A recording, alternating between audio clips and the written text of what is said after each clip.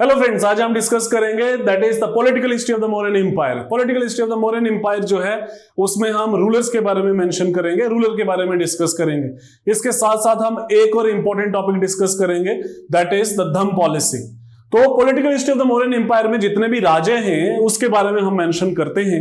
जैसे हमें पता है कि Chandragupta Maurya was the founder of this empire, Chandragupta Maurya के बारे में हम डिस्कस करेंगे। देन उसके बेटे बिंदुसार के बारे में डिस्कस करेंगे and the most important that is Ashok के बारे में डिस्कस करेंगे। हम डिस्कस करेंगे why Ashok was so popular, why Ashok was so famous, Ashok की धम्म पॉलिसी क्या थी, अशोक ने धम्म पॉलिसी क्यों स्टार्ट की, अशोक की धम्म पॉलिसी के कंटेंट क्या है, क्या अशोक की धम्म पॉलिसी बुद्धिज्म था, क्या अशोक की धम्म पॉलिसी एक नया रिलीजन था, क्या अशोक की धम्म पॉलिसी जो है उसको अशोक का फायदा हुआ, किस किस माइंडसेट से अशोक ने धम्म पॉलिसी स्टार्ट की और उसकी धम्म पॉलिसी को लेके अलग अलग स्कॉलर्स ने क्या क्या ओपिनियंस दिए हुए हैं, ये भी हम डिस्कस करेंगे। लेकिन उससे पहले हम डिस्कस करेंगे अशोक के फादर के बारे में, बिंदुसार के बारे में। उससे पहले हम डिस्कस करेंगे चंद्रगुप्त मौर्य के बारे में। हम डिस्कस करेंगे कि चंद्रगुप्त मौर्य जो है जब उसने एम्पायर को एक्सपेंड किया तो सेल्यूकस निकेटर के साथ उसकी क्या वार संधि हुई, क्या वार हुई, क्या वार हुई और उस वार के रिलेटेड ट्रीटी कौन सी साइन हुई। हम ये भी डिस्कस करेंगे कि अशोक जो है सबसे बड़ा बेटा नहीं था चंद्रगुप्त, सबसे बड़ा बेटा नहीं था बिंदुसार का, लेकिन वो रूलर कैसे बन गया। ये सारी चीजें जो है आज की क्लास में हम इसको कवर करेंगे। एंड ऑफ कोर्स ये जो आज की क्लास है it is going to be exhaustive, थोड़ी सी लंबी होने वाली है, इसीलिए डोंट लूज द इंटरेस्ट, शुरू से साथ रहिए। एंड द मोस्ट इंपॉर्टेंट आज की जो लेक्चर जो है it is going to be very very important for every exam. जितना भी इंडिया में, इंडिया के ऊपर साउथ से लेके नॉर्थ, नॉर्थ ईस्ट से लेके वेस्ट तक कोई भी एग्जाम दोगे ये लेक्चर जो है वेरी इंपॉर्टेंट, बहुत सारा इंपॉर्टेंट होने वाला है। So that political history of the Mauryan empire, of course Mauryan empire जो है it is known as the Mauryan empire, ancient Indian dynasty that unified the Indian subcontinent. Indian subcontinent को उन्होंने यूनिफाइड किया, founded by Chandragupta Maurya and of course flourished under the Ashoka, Ashoka के under flourished हुआ है। Okay, Ashoka the great and played pivotal role in the political history of the India. Okay, so let us move Chandragupta Maurya के बारे में। Of course Chandragupta Maurya का जो time period है 321 से लेकर 297। चंद्रगुप्त मौर्य मेंटोर्ड बाय चाणक्य, चाणक्य इसका गुरु था। Founded the Mauryan empire, he overthrew the Nanda dynasty, Nanda dynasty को उसने ओवरथ्रो किया एंड एक नया रूल बनाया। नंदा डायनेस्टी का लास्ट रूलर धनानंद है, हम बहुत बार डिस्कस कर चुके हैं धनानंद के बारे में। एंड ऑफ कोर्स और उसने क्या किया, चंद्रगुप्त मौर्य ने एक सेंट्रलाइज्ड, एक पावरफुल एम्पायर की रचना की जिसमें चाणक्य ने बड़ा इंपॉर्टेंट रोल प्ले किया। Chanakya was his Guru and of course the capital was Pataliputra. ये आपको दिख नहीं रही होगी तो इसलिए मैं यहां पे लिख लेता हूं Pataliputra. Okay, so Pataliputra was the capital of the Mauryan empire. Chandragupta Maurya कई स्कॉलर्स को अलग अलग टाइम पीरियड से करते हैं। Okay, the founder of the Mauryan dynasty and the first emperor to unify the most of the India. Chandragupta is credited with saving India from maladministration. Of course इसको credit जाता है why, because Dhanananda जो है they were very unpopular, corrupt ruler थे Dhanananda. Okay, and foreign domination, of course foreign domination से भी बचाया। And of course एक न्यू करेंसी स्टैब्लिश की, एक सेंट्रलाइज सिस्टम जो है चंद्रगुप्त मौर्य ने स्टैब्लिश किया। चंद्रगुप्त मौर्य के बारे में और कुछ जानते हैं। Of course Chandragupta Maurya had a war with Seleucus Nicator. Seleucus Nicator का स्पेलिंग देख लेना अलग अलग किताबों में, अलग अलग स्कॉलर्स, अलग अलग टीचर्स, अलग अलग लोग जो है इसको अलग अलग नामों से लिखा जाता है। ऑफ कोर्स इस वॉर का रिजल्ट जो है वो क्या हुआ, अननोन रिजल्ट हुआ। मतलब आप अगर एनसीईआरटी देखोगे तो इसमें लिखा हुआ इस वॉर का कोई रिजल्ट का कोई पता नहीं है। ऑल्दो बड़े सारे जो रिसेंटली जो टीचर्स हैं, रिसेंटली जो किताबें लिखी जा रही हैं, रिसेंट जो रेफरेंसेस किताबें, उसमें ये बोला गया कि चंद्रगुप्त ने उसको डिफीट किया, लेकिन आप ओरिजिनल पुरानी एनसीईआरटी देखोगे तो उसमें लिखा हुआ है रिजल्ट वाज अननोन। उसके बाद जो ट्रीटी हुई, ट्रीटी के नेचर से पता चलता है कि चंद्रगुप्त जीत गया था, अदरवाइज कहीं लिखा नहीं है कि भाई चंद्रगुप्त ने उसको हराया। लेकिन ट्रीटी में जो एक्सचेंज किया गया उससे पता चला कि चंद्रगुप्त का जो है अपर हैंड था, चंद्रगुप्त जो है वो स्ट्रॉन्ग पोजीशन में था। Of course the result was unknown but it was ended with a treaty.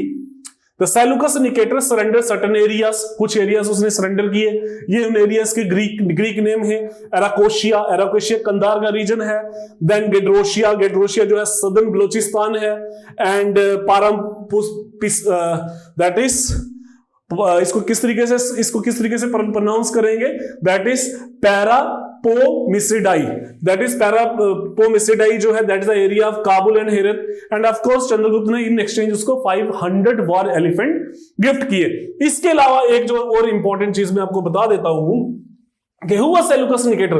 Seleucus Nicator कौन था? Seleucus Nicator बेसिकली एक मैसिडोनियन आर्मी जनरल था, ऑफिशियल था, जो अलेक्जेंडर ने, जब अलेक्जेंडर यहां से मूव किया, उसने जब अलेक्जेंडर की आर्मी थक गई, जब अलेक्जेंडर की आर्मी को होम सिकनेस हो गई, जब अलेक्जेंडर ने बोला कि नहीं भाई इसके आगे मैं मार्च नहीं कर सकता, तब उसने क्या किया, अपना एक गवर्नर वहां पे अपॉइंट किया, अपना एक जो है अपना ऑफिसर अपॉइंट किया, जो है उसका नाम था Seleucus. And of course after the Alexander death he became the king, of course he become the king. और उसका जो एरिया जो है नॉर्थ वेस्ट से लेके ईरान सीरिया तक जाता था। अगेन एक और बड़ा इंपॉर्टेंट जो है ये यहाँ पे मैं मेंशन करना जो है वो भूल गया हूं कि सेल्यूकस निकेटर ने क्या किया। सेल्यूकस निकेटर ने अपना एक एम्बेसडर भेजा in the court of the Chandragupta Maurya. उस आदमी का नाम था मेगस्थनीस। तो मेगस्थनीस जो है he was an ambassador sent by Seleucus Nicator in the court of Chandragupta Maurya. और मेगस्थनीस ने एक किताब लिखी जिस किताब का नाम था इंडिका। इंडिका जो है it is an important book to understand the city administration of the Mauryan empire. Mauryan empire की सिटी एडमिनिस्ट्रेशन को जानने के लिए सबसे इंपॉर्टेंट जो है इंडिका ही है। Okay now see Seleucus Nicator के बारे में समझ आ गई। 305 304 में वार हुई, रिजल्ट इज अननोन, पर एक ट्रीटी हुई। ट्रीटी में जो है बड़ी सारी एरिया जो है एक्सचेंज किया गया। एक दैट इज एराकोशिया, गेड्रोशिया एंड जो एक जो मुश्किल नाम है जो है दैट इज पैरमिसोडाई। ओके ये एरिया ऑफ काबुल है। और चंद्रगुप्त ने उसके बदले उसको 500 वार एलिफेंट दे दिए, बोला खुश रहो। Okay and of course conclusion ये है, इसकी इंटरप्रिटेशन ये है कि चंद्रगुप्त जीत गया था। Okay then religious belief of Chandragupta Maurya, of course Chandragupta Maurya was converted to Jainism. Jainism में convert किया गया। There was a one scholar that is Badrabahu. Badrabahu ने Jainism में उसको convert किया। जब उसने Jainism में convert हुआ, then he lost interest in the administration. Okay, तो what he did, इसने अपना राजपाट जो है वो अपने बेटे को ही रिनाउंस करके उसी को हैंड ओवर किया और साउथ चला गया। साउथ में एक जगह है सरवन बेलगोला, वहां पे उसने अपने प्राण त्याग दिए। किस तरीके से त्याग दिए? जो जैनिज्म की जो मेन प्रिंसिपल था दैट इज सालखेन फिलोसफी। सालखेन में क्या है, स्लो स्टारवेशन से आप क्या करते हो, आपकी डेथ आती है, आप you died with the slow starvation. That is a typical way of Jainism dying. Okay so according to Jain text Chandragupta जो है, according to Jain text just wait. Okay, according to Jain text, Chandragupta Maurya जो है he adopted Jainism. इसने जैनिज्म को adopt किया under the influence of Badrabahu and he finally moved to Shravanbelgola where he committed Salkhen, जहां पे इसकी डेथ हो गई by slow starvation and he renounced the royal throne in favor of his son Bindusar. Bindusara के जो है उसको उसने रिनाउंस किया। And of course different names of Chandragupta Maurya, he was known as Sandrocottus and Androcottus. Greek text में उसको Sandrocottus और Androcottus के नाम से बोला गया है। He spend his early life in Takshashila. उसकी जो स्टार्टिंग की लाइफ है वो तक्षशिला में गई। इसके एम्पायर में उड़ीसा आता था, बंगाल आता था, western and north western India भी आता था। चंद्रगुप्त वाज अ इंपीरियलिस्ट, ठीक है ना, एक इंपीरियलिस्ट था Chandragupta Maurya. Okay Chandragupta Maurya he constructed a Sudarshan lake, पहले भी डिस्कस किया था जब हमने sources of the Mauryan empire discuss किए थे। सुदर्शन लेक जो है ये सौराष्ट्र रीजन में बनाया गया, of course for the irrigation purposes. किसने बनाया? इसका एक गवर्नर था पुष्यगुप्ता। तो पुष्यगुप्ता ने सुदर्शन लेक बनाई and that is one of the reason Mauryan state को हम वेलफेयर स्टेट भी बोलते हैं। ओके देन इसके बाद आता है इसका बेटा जिसका नाम है बिंदुसार। बिंदुसार की जो टाइमिंग है ही इज बिंदुसार। तो एक चीज आप नोट करिए, एक बिंबिसार भी था। बिंबिसार हर्यंका डायनेस्टी का था, ये मौर्यन डायनेस्टी का है। Okay Bindusara Maurya was second emperor of the Mauryan Empire. He was a son of Chandragupta, of course, जिसने लगभग कोई 25, 26, 27, 28 साल वैसे बोला गया कि रूल किया। एग्जैक्टली अलग अलग किताबों में अलग अलग सोर्सेज में अलग अलग मेंशन किया गया है। He was again known by the different names, that is Amitrochat और अमित्र घाट। इसका मतलब है that is the slayer of enemies. Okay, slayer of enemies, ठीक है। he was very powerful. Okay, he was known for his terror, ठीक है, terror in the heart of the enemy, slayer of the enemies. Amitraghata, मित्र हो गया friend, अमित्र हो गया दुश्मन। ओके दुश्मनों को घाट, मौत के घाट उतारता था ये।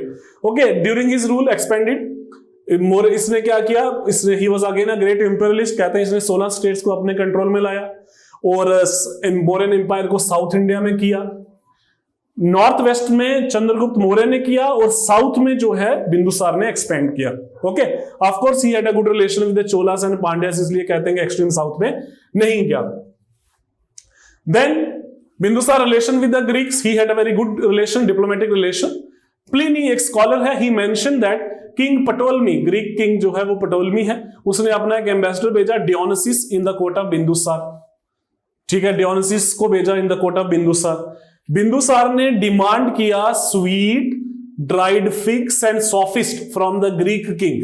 तो इसको सब कुछ दिया गया लेकिन सॉफिस्ट नहीं भेजा गया, क्योंकि ग्रीक्स ने बोला it is against our tradition to export a sophist. Sophist means philosopher.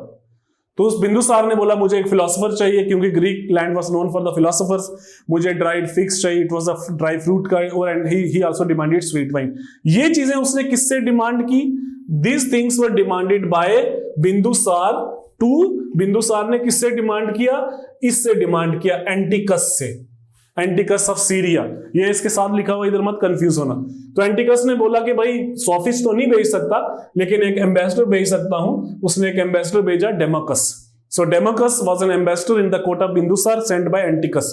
Bindusara ने बड़ी सारी और चीजों का भी डिमांड किया था, लेकिन उसको भेजा नहीं गया। उसने बोला सॉफिस्ट ऑफिस नहीं भेज सकते भाई हम, ठीक है, हम लिविंग आदमी को एक एक्सपोर्ट नहीं कर सकते, परमानेंट एक्सपोर्ट नहीं कर सकते। तो एम्बेसडर भेजा रिलेशन अच्छे करने के लिए। ऑफ कोर्स अगेन बिंदुसार जो है he was the master of south India. ये जो तारानाथ, एक तारनाथ हिस्टोरियन है, तारानाथ कहते हैं कि he was the master of 2 seas, 2 sea का मास्टर था, मतलब अरेबियन सी और बे ऑफ बंगाल, दोनों का मास्टर जो है he was Bindusara. Okay, then Bindusara religious believed, he joined Ajivika sect. Ajivika sect में बिलीव करता था, he was the follower of Ajivika sect. And what do you mean by Ajivika sect? Ajivika sect एक propounded by naked fakirs wandering aesthetics. और इस sect का founder कौन था? मखाली घोषाल। और हमने जैनिज्म के क्लास में डिस्कस किया था, Makkhali Goshala was the contemporary of Mahavira, Mahavira का कंटेम्परेरी था। और ये बिलीव किस में करते थे? ये बिलीव करते थे डिटर्मिनिज्म में। They believe in nitivad, they believe in fatalism, they believe के हर एक चीज जो है वो प्री डिसाइडेड है, हमारे हाथ में कुछ नहीं है, आदमी की डेस्टिनी लिखी जा चुकी है, आदमी जो है हेल्पलेस है इस दुनिया में, कुछ कर नहीं सकता है। Ajivikas believed in the philosophy of nitivad और fatalism, extreme positivity. And what is extreme positivity or fatalism? Believe that events such as action and occurrence in life are determined by fate, fatalism, okay, and are beyond the capacity of human to change it, to control it. It can also be defined as a belief that destinies are ruled by an unseen power or are played out inevitably rather than by one's own will. आदमी के हाथ में कुछ नहीं है, ये आजीविकास बोलते हैं, नीतिवाद की फिलॉसफी है, बुद्धिज्म और जैनिज्म के कंटेम्परेरी थी। और बिंदुसार उसका फॉलोअर था। बिंदुसार ने क्या किया, बड़ी सारी केव की कंस्ट्रक्शन की और उसको डेडिकेट किया गया आजीविका सेक्ट को।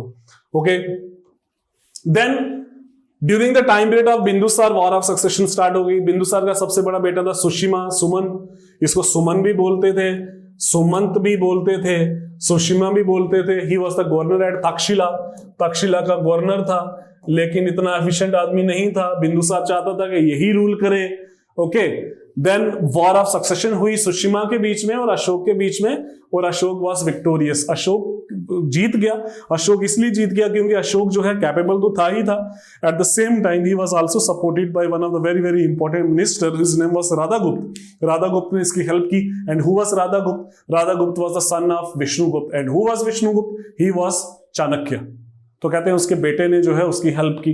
Okay, and of course he become the ruler after killing his 99 brothers. Of course ये थोड़ा सा ज्यादा बोल के हैं, 99 तो हो नहीं सकते, it is not possible. Buddhist sources कहते हैं he become the ruler after killing the 99 brothers, लेकिन of course he killed his brothers. ठीक है, 5-7 भाइयों को मारा होगा and he become the ruler. According to scholars Bindusara died around this and that, and his death was followed by the 4 year struggle of succession. Okay, and of course Bindusara के time period में ही एक तक्षशिला में रिवोल्ट हुआ था। There was a revolt at Takshashila, Takshashila में revolt हुआ था एक, जस्ट वेट, रिवोल्ट तक्षशिला में हुआ था। ठीक है, रिवोल्ट क्यों हुआ?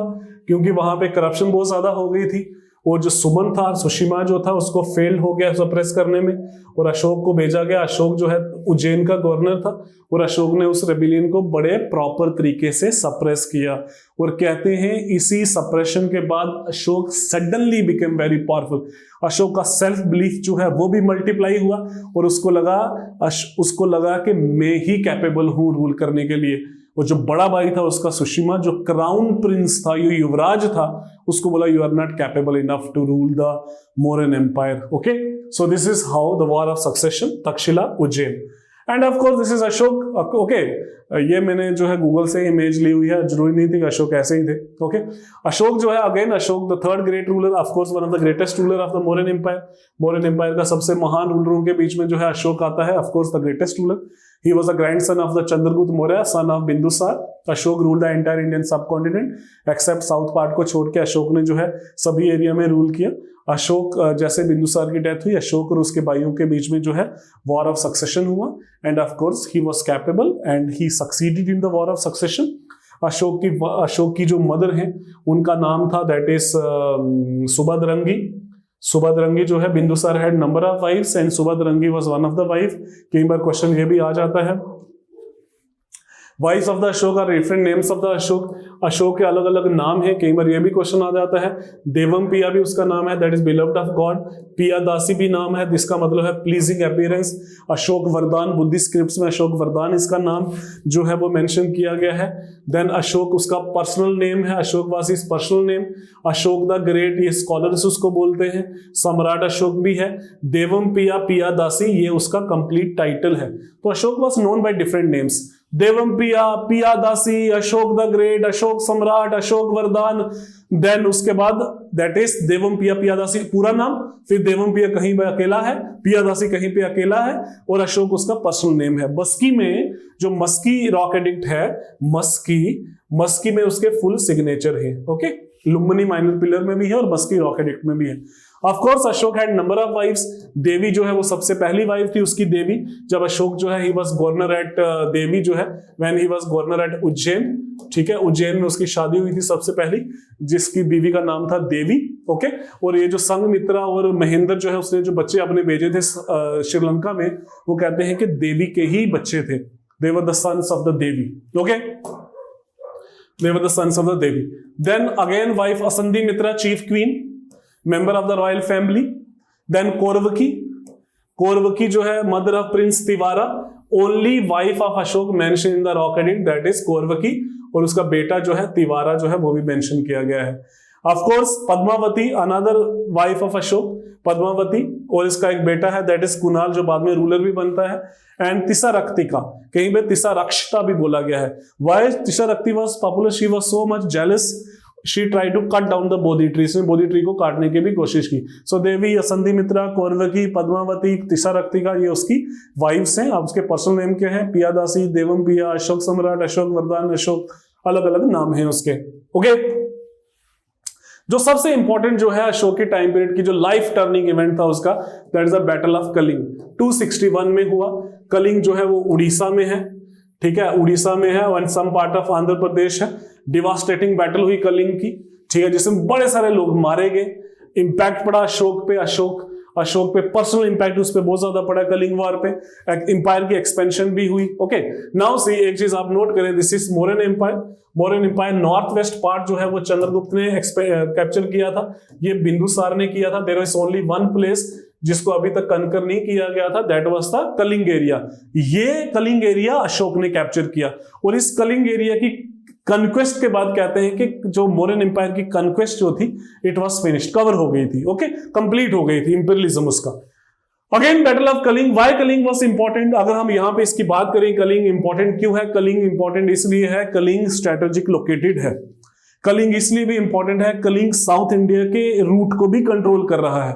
कलिंग इसलिए भी इंपॉर्टेंट है क्योंकि उसके बाप ने नहीं कैप्चर कर पाया, उसका बाप, उसका दादा कैप्चर नहीं कर पाया, बिंदुसार नहीं कैप्चर कर पाया, चंद्रगुप्त मौर्य नहीं कर पाया, तो ये उसका प्रेस्टिजियस इश्यू भी बन गया था अशोक के लिए, एक ईगो का इश्यू भी बन गया था अशोक के लिए। Okay, so control the south trade, located on a strategic location, neither Chandragupta Maurya nor his son Bindusara, और बिंदुसार भी लिखा जाता है, okay, try to bring Kaling, but they were failed, so it became a prestigious issue for Ashok. And according to scholars, ऐसे NCERT का objective नहीं है ये, राजा अनंत पद्मनाभा जो है, he was a ruler of Kalinga जब कलिंग वॉर हुई। अब हुई कैसे? Kalinga is known as Orissa and parts of Andhra Pradesh. पुराना नाम उड़ीसा का कहते हैं कि कलिंग ही था। कलिंग जो है, it was a conflict between the Mauryan Empire and the state of Kaling, though 261 में start हुआ। War was fought in ancient India and it is considered to be one of the deadliest battle in the history of India। तो इस war में कहते हैं 1 लाख से लोग ज्यादा मारे गए और 1.5-2 लाख से ज्यादा लोग इंजर्ड हो गए।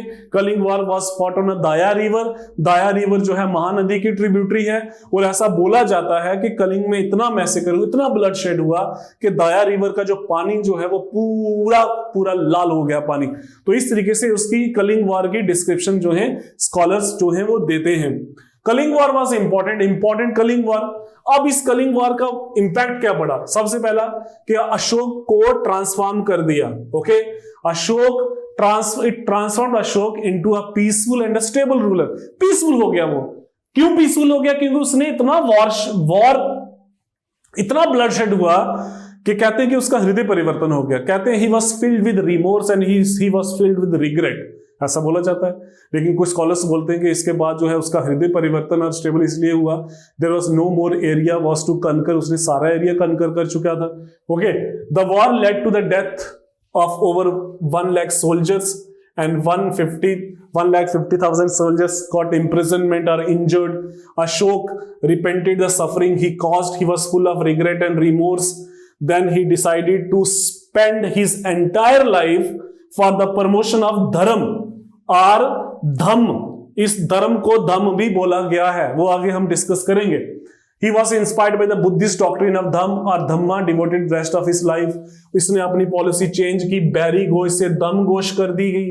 मतलब कहते हैं कि जब नगाड़े बजते थे बैरी के, हेटेडनेस के, अब इसने बोला अब नगाड़े बजेंगे किसके? दम के नगाड़े बजेंगे। ओके, हिज पर्सनल ट्रांसफॉर्मेशन हो गई। पहले उसको काम अशोक बोलते थे, काम अशोक से चंड अशोक हो गया। नाउ ही बिकेम दम अशोक हो गया। ओके, चंड अशोक मतलब when he was so cruel, when he killed his brother, then he went for the Kaling war. Okay, then the policy from the non-violence से धर्म विजय की पॉलिसी स्टार्ट कर दी, that is victory through Dhamma policy. So it had a deep impact on the Ashok's life। Ashok की life का 2-3 impact ये पड़ा। सबसे पहले उसने वॉरफेयर छोड़ दिया। देन कहते हैं इसी दौरान जो है उसका मेंटली जो है वो इतना ज्यादा ट्रांसफॉर्मेशन की तरफ गया, he was converted to Buddhism. Then उसने एक नई पॉलिसी लाई, that is a policy of dhamma policy या धर्म पॉलिसी, उसको भी हम डिस्कस करेंगे। Now Ashoka conversion to Buddhism, that is the biggest impact of the Kalinga war, embracing a new faith. Then जिसका असर गवर्नेंस पे भी पड़ा, और फाइनली उसने बुद्धिज्म को भी प्रीच किया in the different parts of the world. Okay, ये इंपैक्ट पड़ा था उसका। ओके, कलिंग वार के बाद he was converted to Buddhism. कहते हैं there was one scholar like Upagupta ने इसको कन्वर्ट किया। कुछ लोग बोलते हैं there was another bhikshu, that is Nigrodha ने इसको कन्वर्ट किया। ओके, दोनों के ऊपर चर्चा है कि कन्वर्ट किसने किया। ऑफ कोर्स गुड गवर्नेंस हो गई। क्यों गवर्नेंस होगी? क्योंकि इसने धम्म पॉलिसी अडॉप्ट की, है ना, धम्म पॉलिसी अडॉप्ट की। एंड ऑफ कोर्स उसके बाद इसने क्या किया?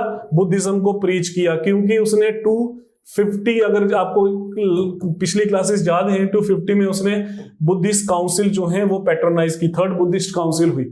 और इस बुद्धिस्ट काउंसिल के बाद अलग अलग जगह जो है अलग अलग उसने आदमी जो है बुद्धिज्म को प्रीच करने के लिए उसने भेजे। Okay, then successor of Ashoka की डेथ के बाद क्या हो गया? Now see, this is Ashok's, that is patronage of 3rd Buddhist Council. It was presided by Ceylon, Prince of Ceylon. Ceylon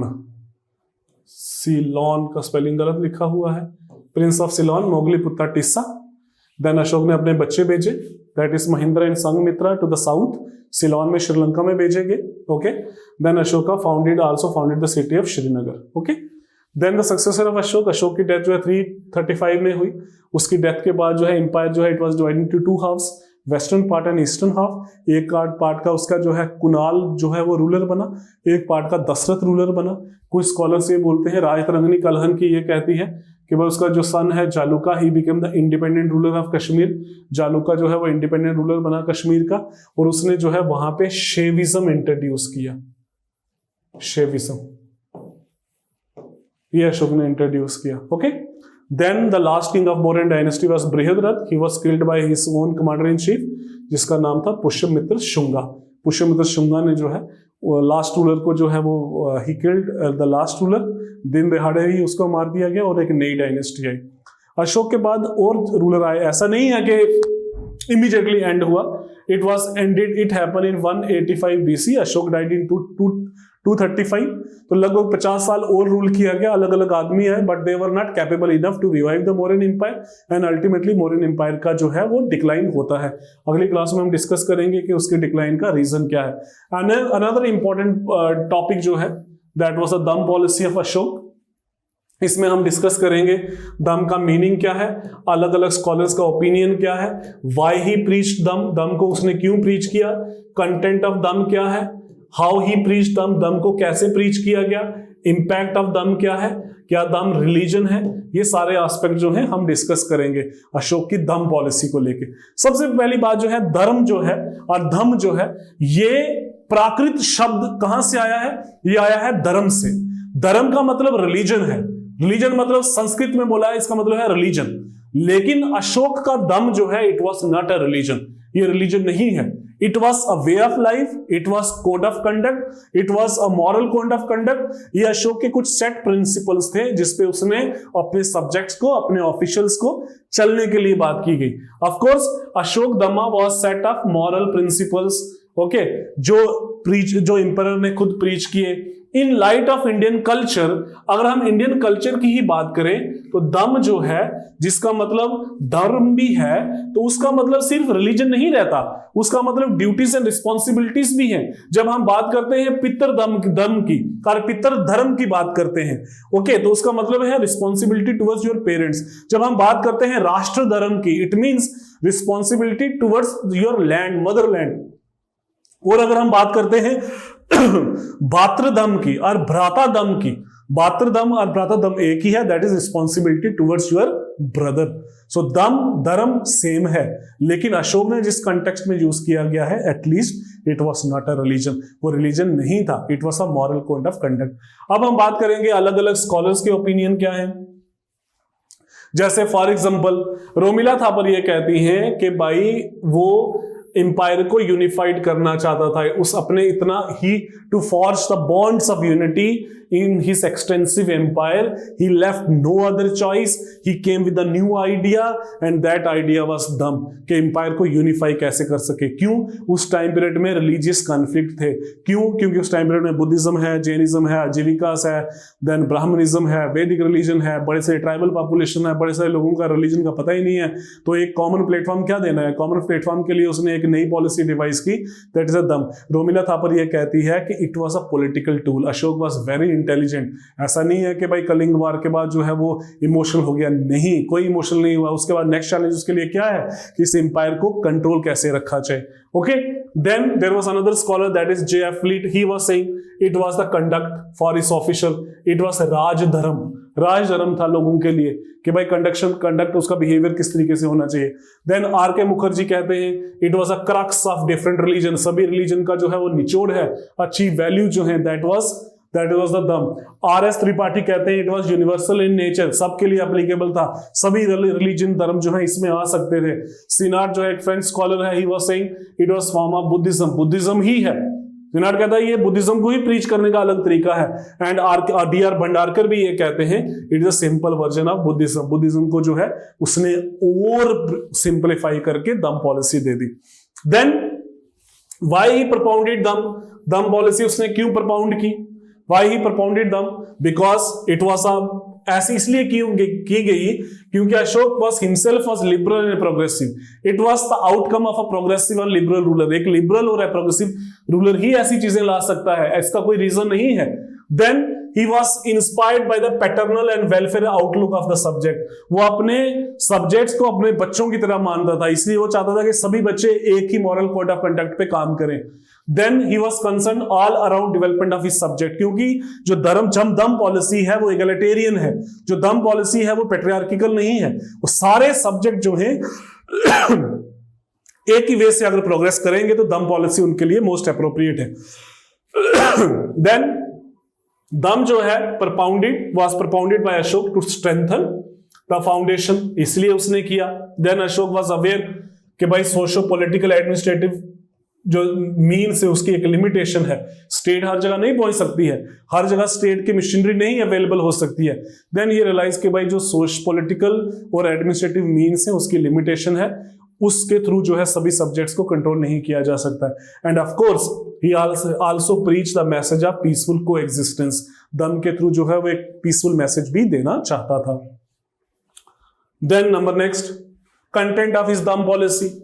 उसकी दम पॉलिसी का कंटेंट क्या है?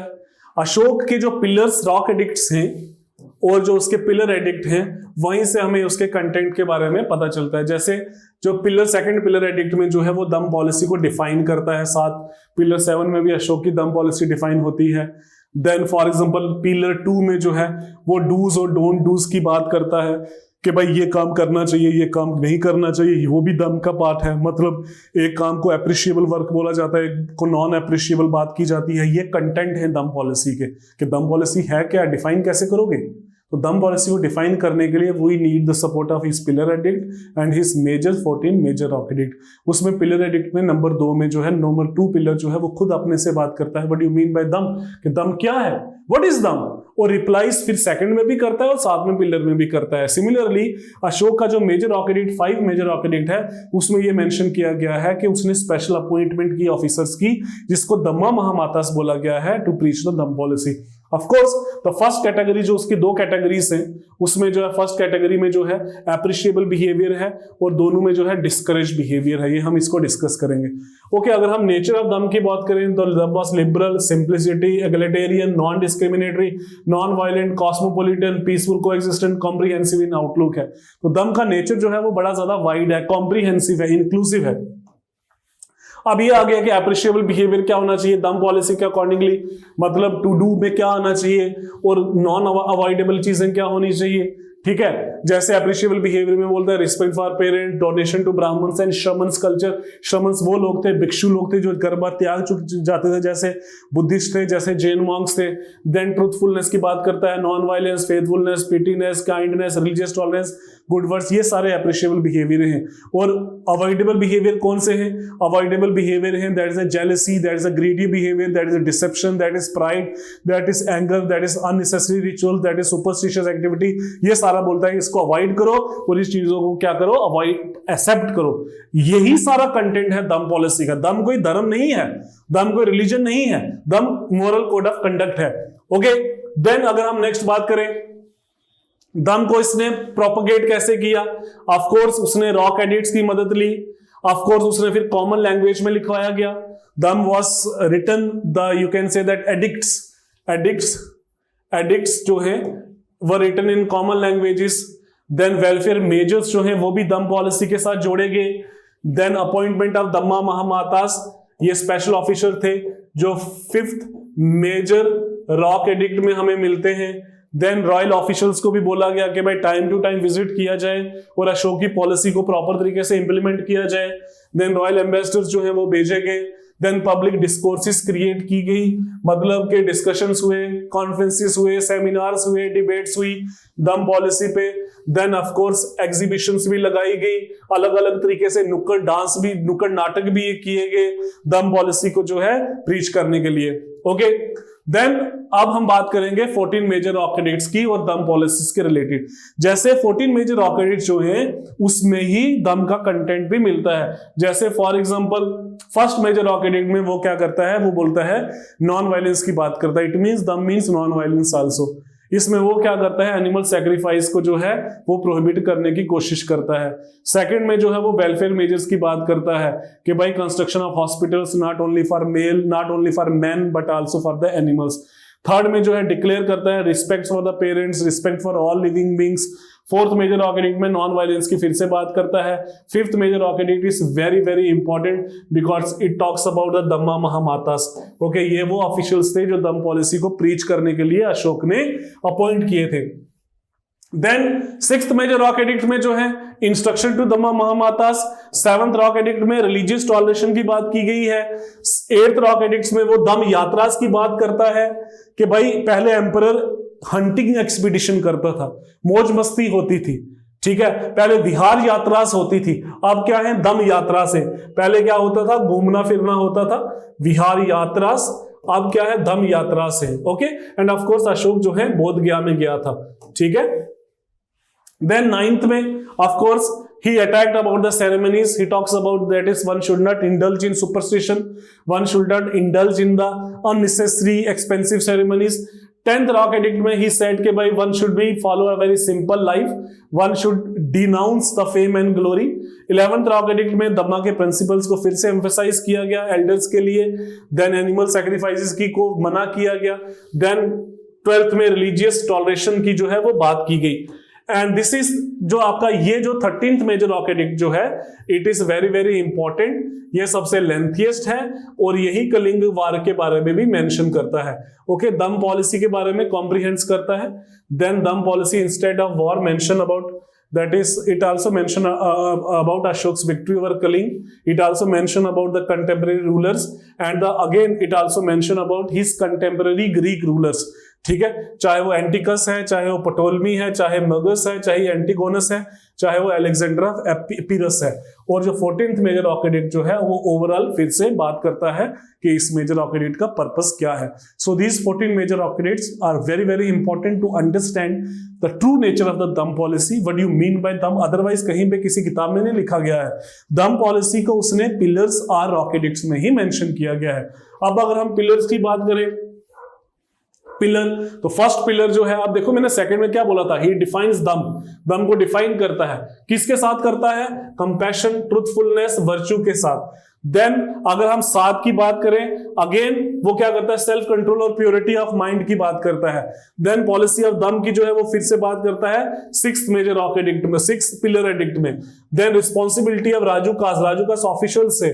Then list of birds and animals to be killed on a certain days and not on killed at all, कि भाई उन्हें हमेशा नहीं मारना है। अशोक बिल्कुल नॉन वायलेंस कंप्लीटली नहीं करता है, लेकिन वो बोलता है कि as much as possible animal sacrifices कम होने चाहिए, एज मच एज पॉसिबल उनकी कंजम्पशन जो है वेजिटेरियनिज्म की इनडायरेक्ट बात करता है, इंपोज नहीं करता है वो। सो this is the beauty of them कि टॉलरेशन की बात है, स्पेस दिया गया है, फ्रीडम दी गई है, लिबर्टी दी गई है। So this is all about the dhamma policy and of course impact of dhamma. Of course it strengthen the Mauryan empire की फाउंडेशन को स्ट्रेंथ किया, सोशल रिलीजियस ऑर्डर को मेंटेन किया। अशोक के रूल में कोई रेबिलियन, कोई रिवोल्ट नहीं हुआ, रिवोल्ट का स्पेलिंग गलत लिखा हुआ है, कोई रेबिलियन और कोई रिवोल्ट नहीं हुआ। दम पॉलिसी एंश्योर किया अशोक को ethical moral upliftment of his subject and it greatly strengthen the soft power of the Mauryan empire.